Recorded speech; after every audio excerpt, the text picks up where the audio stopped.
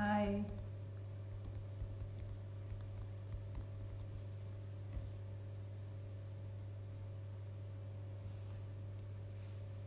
Hi, everybody. Hello.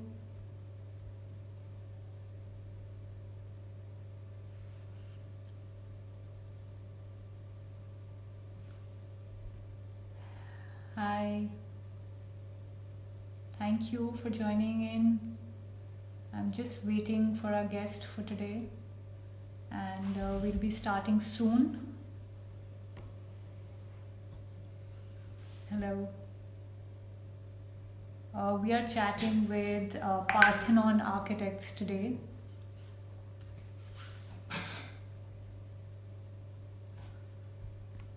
And there's a lot, and I can't wait to hear what all Zaki has to share with us. Uh, Parthenon is famous for its work in commercial and luxury spaces, and we'll be talking to them about how to design these spaces using stone. So, thank you all for joining in. Yeah.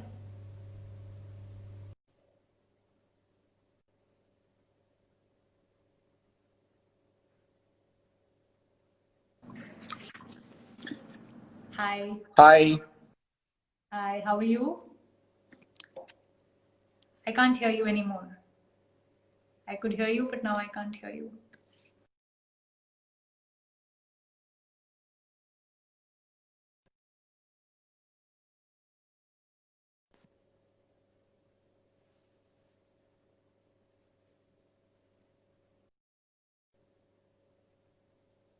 Hi, Zaki. I cannot see you or hear you. It's really dark. Yes. Is this better?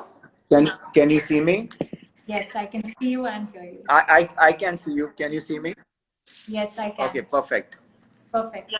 Thank you so much for Are we being a going to part. wait for 2 minutes before we start?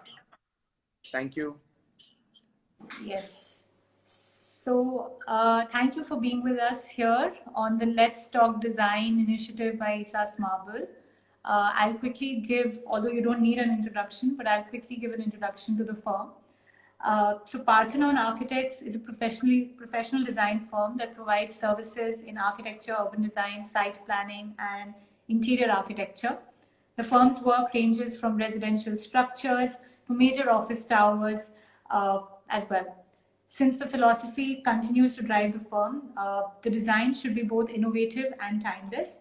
The passion is to create creative design for everyday spaces. In 2003, Zaki Shaikh founded Parthenon Architects to creatively design spaces for its customers. Today, they have over 40 people working on commercial, corporate, and residential interiors, hospitality and retail design, etc. An alumni of the Raheja College of Architecture, Zaki worked at Tilati and Pantiki and soon decided to start his own venture that specializes in architecture and sustainable planning. Thank you, Zaki, for being here with us. Thank you Uh, for having us. it'll be really interesting to hear your inputs on designing luxury spaces using stone. So I'll my first question to you would be that stone is a very versatile material and it blends in with other materials and complements them as well. So what are the materials that you have worked around with that stone works with very well in your experience? So actually, the good part about stone is that stone is probably the only material which has been there from the start of time. So, for example, if you saw the Roman civilization, or if you saw the Harappan civilization, so stone has been the only constant thing which has been used for the last 2,500 years of history. So, and I think over 2,500 years, it's proven itself to work with every single kind of design or decor, whichever was prevalent at that time, which was prevalent 2,500 years till today. So I think, and stone is probably the only constant material that can be used from that time till today. And I also think the stone is probably the only material that can gel with everything. So if you're asking what works with stone, I think everything works with stone. Means marble works with wood works with stone, steel works with stone, metal works with stone, glass works with stone. So everything works with stone. So I think the question is not how what all can work with stone, is what cannot not work with stone. So that should be the answer that you should be asking for. So I think everything will work with stone. So what does not work with stone? Actually, if you ask me honestly, there's nothing that I can think doesn't work. So example, let's say whichever project you see in the world, except very few timber constructions which are only using timber as a construction. Besides that, everything is using stone in some form or the other. Maybe as a floor, maybe it's using it as a material for cladding, for heat insulation. So stone has so many different facets to it, right? So it can be used for such a different variety of applications. So that's the beauty of stone. So I think stone can be used for almost everything. Right. And now the companies which are trying to now, for example, if you see also that, can you hear me? I think it's breaking up a little bit. No, it's fine. I can hear you completely. Okay. So for example, if you see these days, when you see stone finished tiles, you see stone finished ceramic, is because people's affiliation to stone, affections towards stone throughout history will remain the same. And there will be newer materials that will be coming up, but they will be stone finished or try to imitate stone. So stone, even 500 years later, also will be very prevalent in life. Probably we might not have the same stones today because we might deplete our resources, but maybe we will not have a Satvario later. We might not have a Greek Thassos later because we might deplete our resources. But I think stone will be there far, maybe 20 generations after we've gone to. Right. Great. So also what according to you are characteristics that work well when you're picking up stone for luxury spaces? What are what is your evaluation criteria when you pick up stones? So basically, the first thing about picking up stone is like every other material, you have to think of stone as to where that particular source is, where it's going to be utilized. So for example, when it's for outdoor, you can't use Italian marble. So for example, you'll have to use more of a local stone, a hard stone, which can withstand the heat, the cold. In India, I'm talking about only Indian conditions right now. I'm not talking about foreign conditions, etc. So example, if you're using a stone inside a living space, for example, then you probably, if you can afford it, I'll try and use a lighter stone, because lighter stone makes the place look larger. But that depends on the client's budget. In a bathroom, I'll try and make sure that it's not a porous stone that I'm using. I'll try to make sure that the stone is more robust. It's because there are lots of nice stones which are beautiful to look at, but they're porous. But you use them understanding that they're porous, or there are what will gel in a particular environment. So so there are various aspects that you look at for stone, but stone is probably, again, as I said, one of the easiest materials to use. So a lot of people are saying, looking at sustainability for stone, which I do not know how accurate that industry is, and what maybe the process of mining can be more sustainable. But lots of people now, lots of questions, clients and their kids asking, is the stone that you're using, is it sustainable? I don't know if it's sustainable, because the quarry owners can answer that question, because probably you might ask me the question, so I'm preempting you on that one. And I also think a stone is very sustainable in a way, because if you use a stone, it will last you for 50 years if you lay it properly.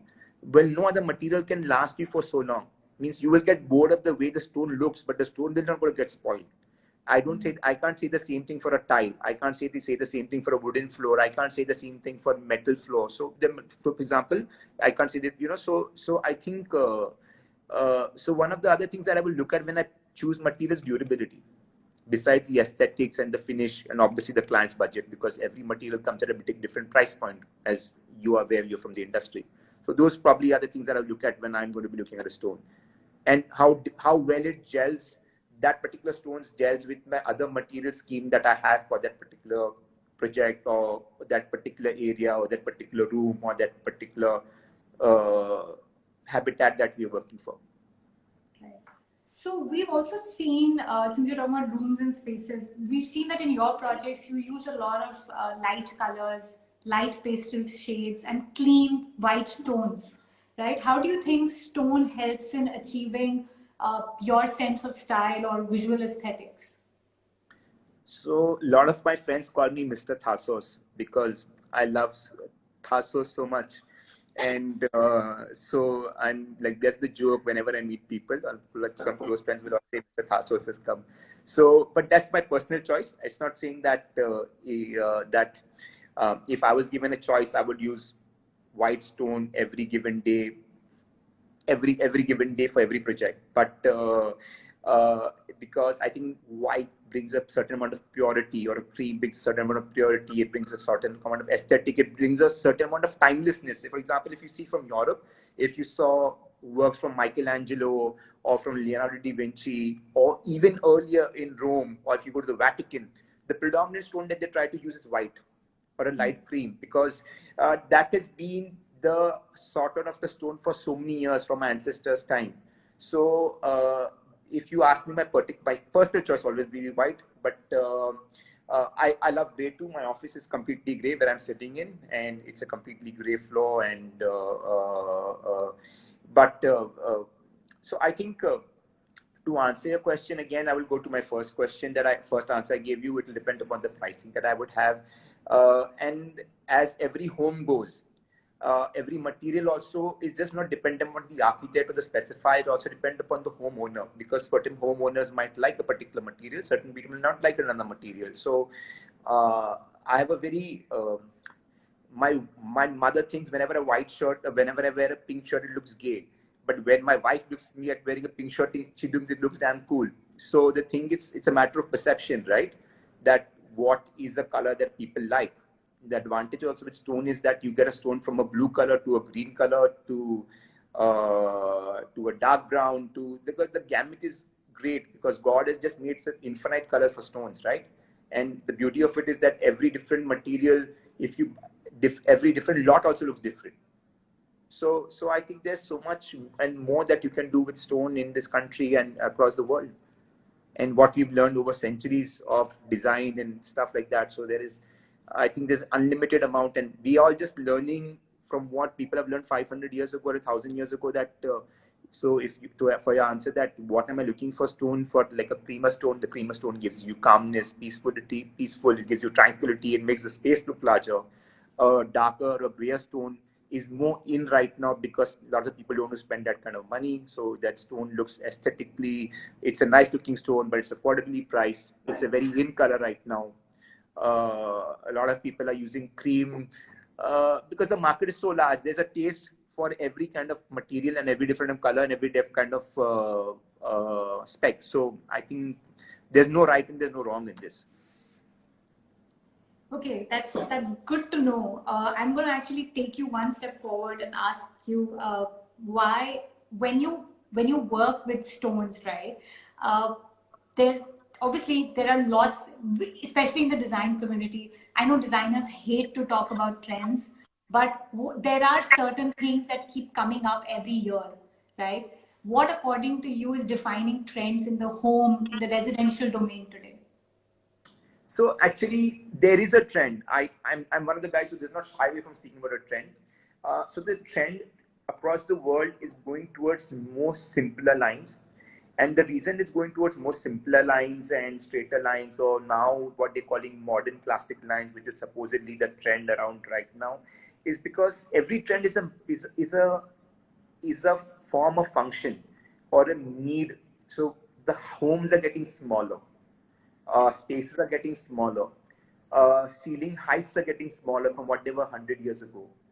Yeah. So to make the space look larger, more aesthetic, or make it feel roomier, you are needing to change design to adapt to the spaces that we have now. So if you went to your mother's house or to your grandfather's house, wherever they stayed, the ceiling height would have been 15 feet high. Their living room would have been the size of an apartment in Bombay today.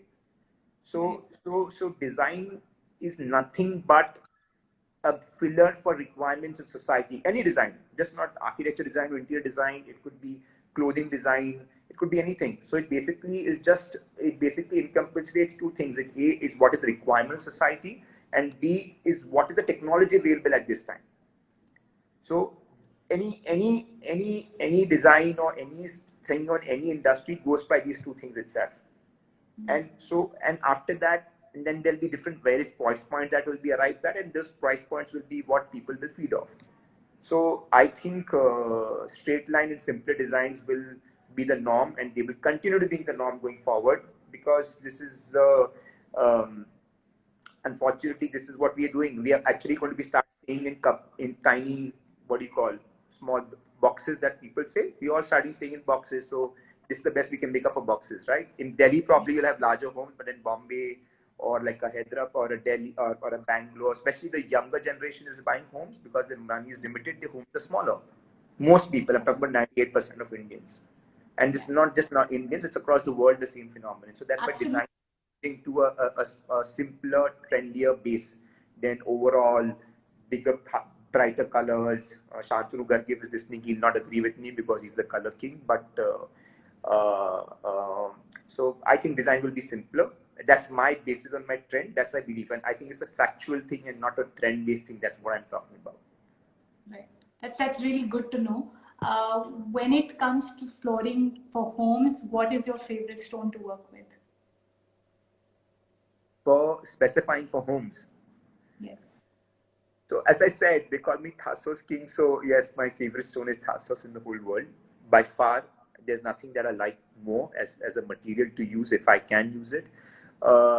Because it's so serene, it's so difficult and complex as a material to use right from sourcing it, because it's a very difficult material to source. It's a difficult material to specify in size because it's available in such different sizes and every lot is different from the others. It's a very technically difficult and challenging material to use. But if but this but saying that but so for example, I even like wood to use at certain spaces, but I'm just saying as a stone material, this my all-time favorite in life for the last 15 years is Thassos, and nothing changes that. So if I had to just pick one stone, there's nothing that comes second for me. Second is And for commercial spaces? so commercial spaces, unfortunately, what happens is that people don't spend a lot of money in commercial spaces, so we can't use a lot of stone. So what happens is we end up using a stone, for example, in reception. Especially our firm, we only doing very large scale commercial projects. So we end up using maybe like if the office is slightly high ended, so we ending up using like a grey kind of a marble in the reception area or some areas where the client's main directors are sitting, etc. But the remaining office, unfortunately, is tile. But see again, if you see the beauty of it is that almost every company wants to give you a stone finished tile. So I'm using a tile because it's cheaper, but it's got the look and feel of a stone. At least we're trying to assume that's a look and feel of a stone. So, we recently did a project for IDFC where this was their Make in India concept, and they didn't want to use it foreign. So we actually used Shahbaz, and this was a national headquarters. So this was like 100,000 square feet. Budget was not a problem, but it was this. This is before Mr. Modi came with Make in Indian Atmanim. I cannot ever pronounce that word. Atmanirbhar. Yes, I Yes. can never pronounce that. So this is 2 years before that, and so the managing director of the company said, "I want to use completely Indian stuff." So we actually use polished Shahbaz in the reception, and it looks amazing. So I never thought it would ever look that amazing. I was just stunned and surprised that this is like, it can ever look that good. And, we were like saying, when he said you have to use it in Indian stone, I was scratching my head saying, now what is Indian whole stone? I know Baroda green and I know Shahbaz. So I said, chalo Shahbaz lagate hain. But it was not bad at all. So, but trending in the office spaces is predominantly, if you can use, probably most people are using like a grayish color material, and God is kind, there are maybe 15 or 14 different shades of gray that you can find in this country easily. And so there's a decent variety to choose from. And it's very well priced, and it's a good price stone, and the pricing is nice. So, there's I'll go back. So it's probably white for me in a home, and for me after home, it's actually so if you see any of my projects, you will see that besides saucers, that we use a lot of Satvario. We use go to Satvario Gold or Calcutta or whatever, and thankfully we have clients who can afford it. So as an architect, you can only be as good as your client, right? So if a client says, I want to do this in 5,000 rupees a square foot, then you can't do all these things. So we're very lucky and we're fortunate that we have great clients who can afford these kind of things and who give us the freedom to do our fantasies. As somebody said, an architect is one person who fulfills his fantasies with other people's money. Yeah. So I'm fulfilling my fantasies with other people's money, and they're paying me money for fulfilling my fantasies. That's good. It's good that all your fantasies are manifested in real life. Yeah. So when it comes to designing, commercial spaces, especially you do a lot of stores as well and a lot of commercial spaces. What are the factors that one should keep in mind when it comes to picking stone? So unfortunately, the world from high-end residential spaces, the world is moving away from using stone as a floor because people, very few, for example, first maybe 25 years ago, 95% of people were using stone as a material.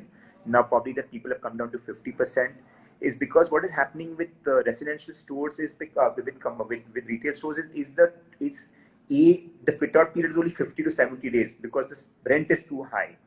And the second thing is that most stores move in 3 years and 5 years. So for them as an investment for stone is unfortunately an investment that they're not wanting to make unless it's a very large and a famous brand kind of stuff, right? So Louis Vuitton will make it, Ferragamo will make it, but the other stores will not make it. So that's what I'm saying, because 60% of people are not wanting the stone.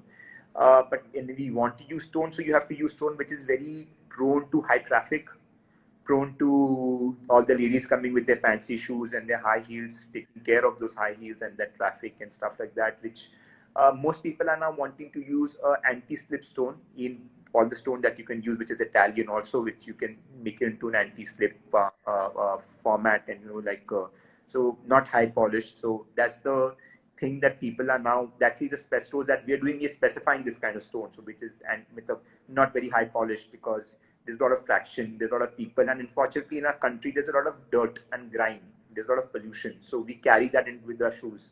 So the maintenance issues are there with high polished stones. So we are recommending stones with a mid polish, and obviously we can't recommend a color white because white has its wear and tear. So most of the stores that we're working which has stone in it, we're ending up going with with the palette of gray mostly, right? Because gray being a very neutral color, much more younger color than a cream, which is more traditional. So that's what we're using, and we're using a matte finish to that. Okay. So lastly, you love stone as a material. We can clearly tell from the way you talk about stone. Any interesting experiments or installations? You did a recent installation at Decode. Or are there any interesting projects that you would like to talk about where you've done something different with stone? So we've been experimenting with stone right from our start of our practice, which is 10, 11 years old. I don't know, not many people know, I try and design sculptures out of stone. I'm not an artist, but like what I did for Decode, we try and make abstract sculptures out of stone for our own projects for fun, because I think there's certain spaces which are too large, and then the client is not willing to spend huge amount of money for every abstract, every piece, etc. So we've actually made a lot of not a lot maybe, yeah, but quite a few of these abstract sculptures. We made a sphinx, which is that Egyptian sculpture, the sphinx, the cat half thing. We made that about 7, 8 years ago, which went very well. So that was the basis of our experimentation in the future, which gave us some confidence to do that. So we use a lot of stone. We try to use a lot of stone with an inlay. We've tried to do a lot of metal and stone work together on the walls, on the floor, etc. One of the most nicest things we've done is we did a facade in Bombay for a commercial store, for a Rolex store, and where we have used a 400-foot, 350 feet facade for stone. It's not marble, but it's granite. And the way it came out, we were very, very happy. The feedback we got from clients was very good. Another thing was we made a store in South Bombay called, which actually won a national award. The building was 150 years old.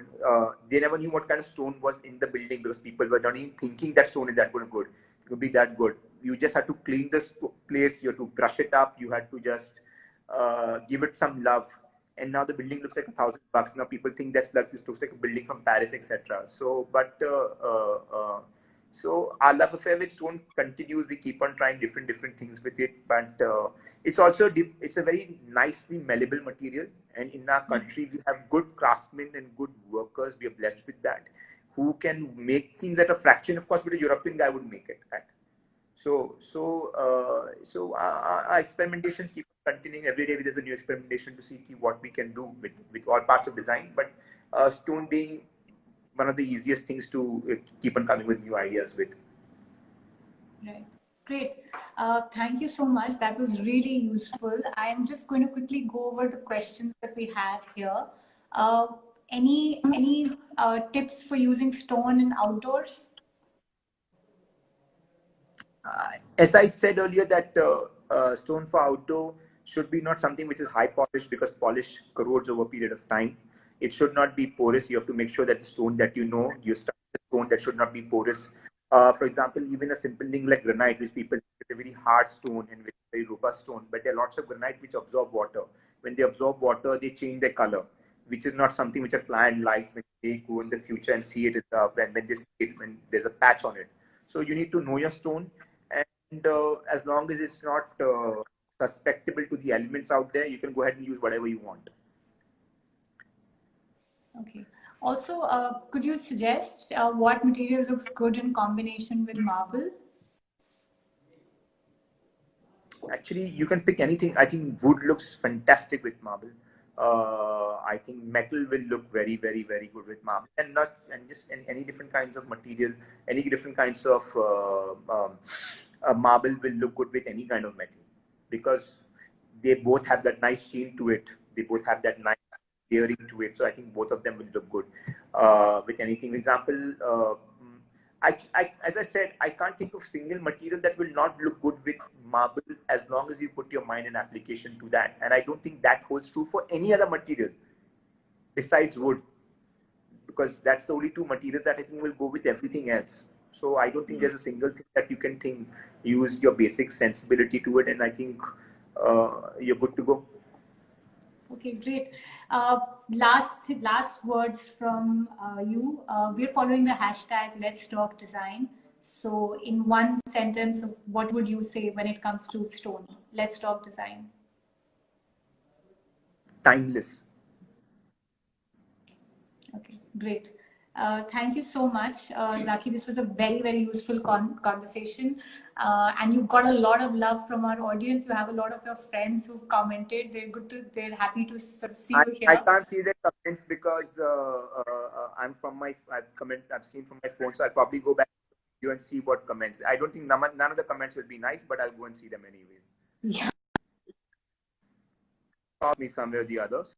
Thank you so much. I'll go and see it. Class has completed 50 years this year of being in the industry. So thank you, gesture, for being a part of the A-Class journey. They're going to plant a tree on your behalf for that. So thank you so much. So when people talk about sustainability, you can say you planted trees. Yes. Thank you so much. And it was a pleasure speaking to you. Thank you so much. Thanks for having us. Thank you so much. Yes, Bye-bye. See you. Bye-bye. Bye.